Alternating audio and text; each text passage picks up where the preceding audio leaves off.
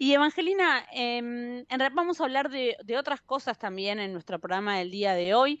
De hecho, ya estamos en comunicación con una de nuestras primeras invitadas, que vamos a estar hablando con ella sobre la dificultad que tienen hoy muchos alumnos y alumnas en nuestro país, que es algo que viene en deterioro desde hace algunos años y que las pruebas estandarizadas a veces ayudan a medir, más allá de que la realidad en el aula da cuenta, ¿no? De cómo los chicos les cuesta más aprender en distintas áreas, siempre por ahí decimos que matemática fue una pesadilla, y sin embargo, los peores retrocesos también están en el área de lengua, ¿no? Desde hace un tiempo las Sí, pruebas muestran cómo la comprensión de texto es es como la nueva matemática, ¿no? Les cuesta muchísimo a los chicos sí, poder leer, poder entender lo que están leyendo claro, y hacer una comprensión de ese texto con sí, preguntas que son básicas para el nivel en el que están. sí. Y L- incluso en la pandemia creo que el retroceso fue mayor porque no solo no se comprende el texto, sino que tenemos muchos chicos que están promediando o terminando la primaria y no saben leer y escribir, Sí, justamente, y la ¿no? pandemia lo que agudizó, explicaban cuando estábamos en medio, ¿no? De ese proceso, también en ese primer ciclo que engloba primero y tercer grado. Claro, muchos chicos arrancaban ese tercer grado con 2 años de pandemia y con clases virtuales en el mejor de los casos y con todo un sistema donde el aula no existía, y los chicos que arrancaban en ese proceso de primer ciclo comenzaban en un tercer grado con, digamos, la sensación de arrancar casi en primero, ¿no? Así que Sí. bueno, se complicó. Estamos en realidad nosotros ahora para charlar sobre este tema con Beatriz Duke. Ella es licenciada en Ciencias de la Educación, estudió en la Universidad de Buenos Aires, también es doctora en Psicología por la Universidad de La Plata, es investigadora independiente del CONICET. No vamos a seguir, Beatriz, No, y hablando. además Sole es autora de, Sí, esto sí lo agrego, de DALE, que es Derecho a exacto. Aprender a Leer y Escribir, que justamente está destinado a promover la alfabetización en niños y en niñas en contextos de pobreza que no logran avanzar en su aprendizaje al ritmo de sus pares, ¿no? Bienvenida, Beatriz, al programa. Muchas gracias por conectarte, por compartir este tiempo con nosotros. ¿Cómo estás? Buenos días, ¿qué tal? Muchas gracias por la invitación. No, por favor. Bueno, contanos cómo evaluás la situación, el contexto en esta salida de la pandemia en cuanto a la comprensión lectora y a a la posibilidad de leer y de escribir hoy en los chicos argentinos. La situación ya era preocupante antes de la pandemia, porque los Ujú. datos de UNESCO son del año 2019 y son datos que son muy preocupantes porque los chicos de tercer grado de la Argentina leían por debajo del promedio latinoamericano, que ya Sí. no es un promedio muy alto, ¿no? Digamos, el promedio mundial es mucho más alto, sugiriendo que ya teníamos problemas. La pandemia los agravó claramente y además produciendo un efecto que es que quienes menos tienen más se perjudicaron, ¿no? Porque la pandemia afectó especialmente a quienes tenían menos conectividad, menos posibilidad de apoyo en el hogar, porque hubo mucha transferencia de la responsabilidad hacia los hogares, porque no se podía hacer otra cosa. Entonces, Ujú. digamos, además, la afectación que produjo la pandemia se distribuyó en el peor sentido posible, ¿no? Aumentando la Claro. inequidad y los reportes de las escuelas son que la situación es seria, ¿no? Los chicos Sí. que ahora están en cuarto grado, por ejemplo, que no tuvieron presencialidad en primero, eso se sigue notando y se sigue arrastrando. Y La cuando, buena, sí. sí, perdón. No, no, no, te quería preguntar para entender, cuando uno dice que un chico en cuarto grado no entiende un texto, ¿de qué es lo que se habla? Porque probablemente ese chico grado pueda leer ese texto, pero cuando dicen no comprenden lo que leen, ¿están imposibilitados de responder a qué? A ver, en realidad cuando un chico no comprende un texto puede haber una serie de situaciones que la prueba de comprensión no captura. Puede no saber leer en el sentido más tradicional, es decir, no puede saber qué es lo que está escrito en la página. Nosotros hemos trabajado con miles y miles de chicos en esta situación con DALE. Puede poder leer, pero a una velocidad tan lenta que no permite comprender, porque cuando terminan de leer una oración ya no se acuerdan cómo empezaba. Es decir, hay un problema de lo que llamamos fluidez. Y Sí. después hay problemas específicos de comprensión, ¿no? En un texto, por ejemplo, hay información que está explícita, pero hay otra que hay que inferirla y no la infieren. A veces las causas, las motivaciones no están dichas explícitamente, no tienen, digamos, la posibilidad de hacer una serie de procesos asociados a la comprensión. Comprender un texto necesita un lector activo que todo el tiempo está conectando ideas, juntando lo que está leyendo con lo que leyó antes, dándose cuenta de las motivaciones subyacentes de los personajes, por hablar de un texto narrativo. Entonces, hay chicos que sí tienen la fluidez y que no pueden hacer estos otros procesos. Claro. De Evangelina, estás muteada. No, justamente, Beatriz, queríamos preguntarte, digamos, esto es algo que influye no solo en la capacidad lectora, sino en la capacidad de aprender y de leer el entorno en el que se mueven los chicos, digamos. ¿Esto cómo le afecta a su socialización, a su vida, a su integración y obviamente a su continuidad en el colegio? A ver, necesitamos comprender para poder estudiar, comprender para aprender, se suele plantear esto, ¿no?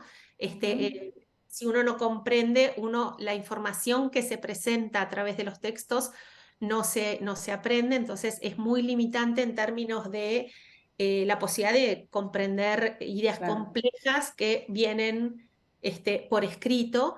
Más allá de que es verdad que hay mucha información que hoy nos llega por medios audiovisuales, pero una idea compleja requiere un proceso complejo de comprensión, sea cual sea el medio a través del cual nos llega.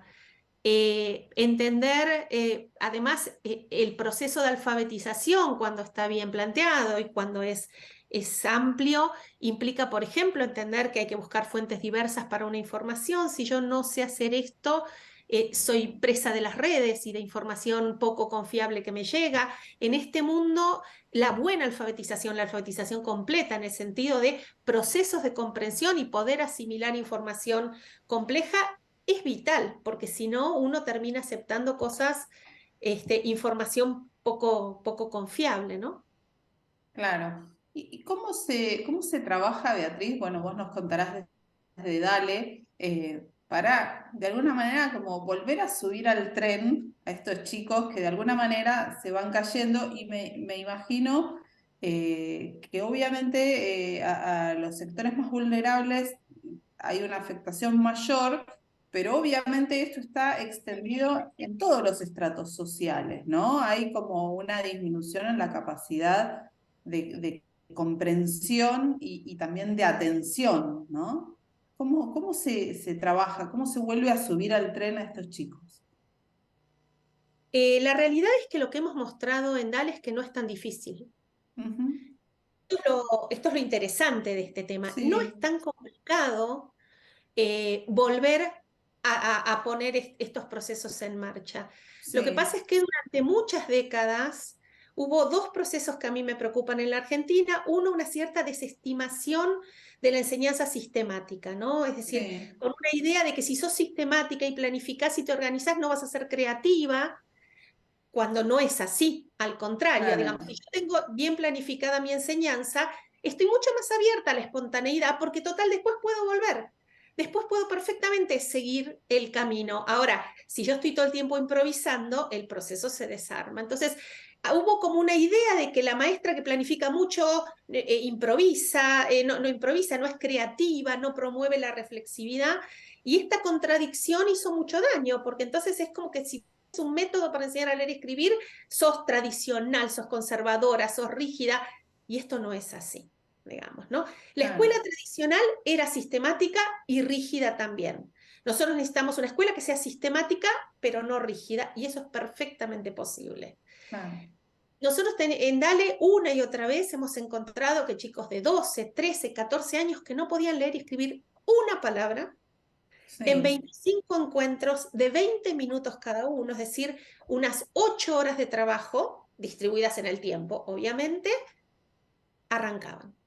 Hacía mira, 8 años, 6 años, 5 años que estaban en la sí. escuela sin arrancar y en una intervención así tan acotada arrancaban. ¿Y en qué consistía la intervención de Dale concretamente? Básicamente Sí, es un espacio muy apretado, pero que cubre todos los grandes componentes de la alfabetización. Los chicos contaban experiencias personales y se escribía un rengloncito, aunque no supieran ellos solos ni una palabra, hay un adulto que los ayuda porque los chicos aprenden a escribir para escribir su historia. Es un claro, motivador potente. Ajá. sí, Después se trabajaba con palabras, con sonidos, con letras y se cerraba leyendo un cuento, algún relato breve. Es decir, pasábamos por todos los procesos que hay que digamos, en una unidad micro que tienen que haber en la escuela. En la escuela tiene que haber escritura de textos, lectura de textos con un foco en la comprensión y también tiene que haber un trabajo con el sistema de escritura a nivel de las palabras, analizar las palabras, saber cuáles son las letras. Tenemos chicos de 11 años que no conocen las letras. sí, sí, es cierto, es cierto. Esto no puede Chicos que pasar. necesitan la mayúscula para poder leer o interpretar, aunque sea una parte del texto, ¿no? Bueno, Sí, esto también, digamos, hemos abandonado la enseñanza de la cursiva, de la imprenta minúscula, hemos permitido que el uso de la mayúscula perdure durante años y años, porque como se enseña tarde, no se aprende bien. Se enseña tarde y mal, claro, entonces no se adopta realmente, porque de nuevo la cursiva está asociada a esa escuela tradicional que lo único que claro, quería era claro. velocidad, cuando la cursiva es enormemente útil a la hora de escribir con fluidez. Claro, además para dicen para la continuidad del pensamiento, ¿no? No sé si es así, o por lo menos para que el chico aprenda a decodificar que una misma letra puede tener 4 grafías distintas o más, según quien lo escriba, que pueda como actuar como un código que el chico pueda leer e decodificar, ¿no? Es que, a ver, cuando nosotros escribimos, el pensamiento siempre va más rápido que la mano, obviamente por razones físicas. Ahora, si esa mano es lo más fluida posible, frena menos el proceso de Claro, producción. Ahora, si yo tengo una idea maravillosa, pero después tengo que poner trabajosamente letra por letra, la idea maravillosa se fue. claro. Digamos, tiene que ver con nuestra capacidad humana de memoria. Entonces, se Mm. necesita una letra fluida, se necesita una lectura fluida, porque si no, los procesos más importantes, que son los de crear una historia o comprender una historia, no se pueden hacer. Claro, claro. Beatriz, suelen decir, no sé, los especialistas, suelen hablar de que, bueno, se necesitan, no sé, yo recuerdo estos títulos de más de 20 años para revertir el deterioro que tenemos en cuanto al habla. A la manera de comunicarnos, para volver a que los chicos vuelvan a tener esto, y contrasta un poco con esto que vos decías, los resultados inmediatos que encuentran. ¿Se necesita realmente 2 décadas? ¿Se necesita tanto tiempo o con cambios concretos, específicos y que apunten a lo que está trabando el desarrollo de los chicos? Podemos tener avances como notorios en poco tiempo. A ver, yo lo primero que diría es que no se trata de ir para atrás. Es decir, las formas de comunicación van a cambiar, estamos en medio de una revolución cognitiva, digital, tecnológica, que va a generar cambios. No se trata de que los chicos cuando están entre ellos Sí, hablen como en el pasado, porque eso no va a suceder, pero hay ciertas habilidades básicas que nosotros dábamos por sentadas y que hoy hemos perdido. Eso sí es algo que tenemos que recuperar. Y yo insisto con esto, digamos, en la medida en que recuperemos la enseñanza sistemática, la organización de la enseñanza, que volvamos a valorar la importancia de de tener procesos de enseñanza y además basados en los últimos 50 años hubo una revolución cognitiva en términos de sabemos muchísimo sobre cómo se lee y muchísimo sobre cómo se aprende a leer. En la medida en que estemos dispuestos a usar este conocimiento, que no solo es un conocimiento psicológico, y también ha habido mucha investigación de cómo llevar ese conocimiento a las aulas, en la medida en que estemos dispuestos a usar este conocimiento, los resultados, a ver, en educación a gran escala, es cierto que hay que pensar en tiempos extensos, pero porque si yo tomo 5 escuelas, en 2 años son otro lugar. Si yo tomo 500 escuelas, es un proceso que toma más tiempo. Pero si uno piensa en 4, 8 años, los resultados se tienen que poder ver de una manera impresionante. Claro, porque en estos últimos años, un poco vos hablabas de cómo cambió y de los avances y de todo lo que se sabe, ¿no? Y sin embargo, cuando uno va por ahí al registro de estas pruebas estandarizadas, que para algunos no son la mejor vara, para otros, en definitiva, muestran una radiografía, como la comprensión lectora y lengua fue hacia atrás, ¿no? Matemática quizá nos sorprende porque uno siempre supo la dificultad que había. Por ahí lengua donde quizás se podían manejar un poquito mejor, algunos incluso esto, ¿no? Ni siquiera pueden comprender lo que están leyendo.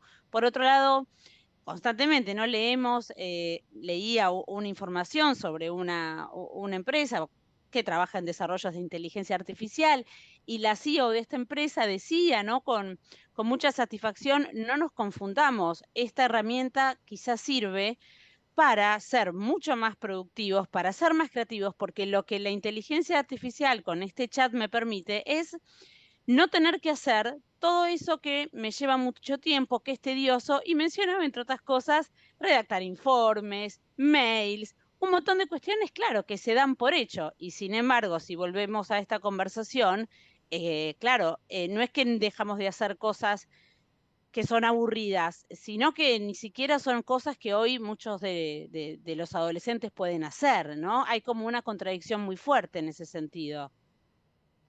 Pero además hay que poder leer lo que producen esos chats, hay que poder comprenderlo, hay que poder tener una mirada crítica sobre lo que producen, porque uno, si no, directamente nos volvimos totalmente innecesarios. Es decir, la idea de que la tecnología nos va a enriquecer, pero no nos va a reemplazar, porque si no es la misma idea que cuando se inventa la escritura y también hubo el mismo planteo, ¿eh? No, la escritura va a arruinar la memoria. Y la escritura no arruinó la memoria, la expandió. Los medios tecnológicos nos tienen que expandir, pero no nos tienen que reemplazar. Pero para eso yo tengo que tener recursos propios. Estamos hablando de leer y escribir, no es tan complejo, ¿eh? Claro, claro. Además, la inteligencia artificial aprende de quienes la consultan, ¿no? Entonces no debería ser más inteligente que nosotros, sino debería ser, nuestras preguntas no son tan elaboradas, no somos tan exigentes, va a ser un reflejo de lo poco inteligentes que seamos. Entonces, de alguna manera, bueno, va a llevar una inteligencia promedio con el promedio de quienes la consultan.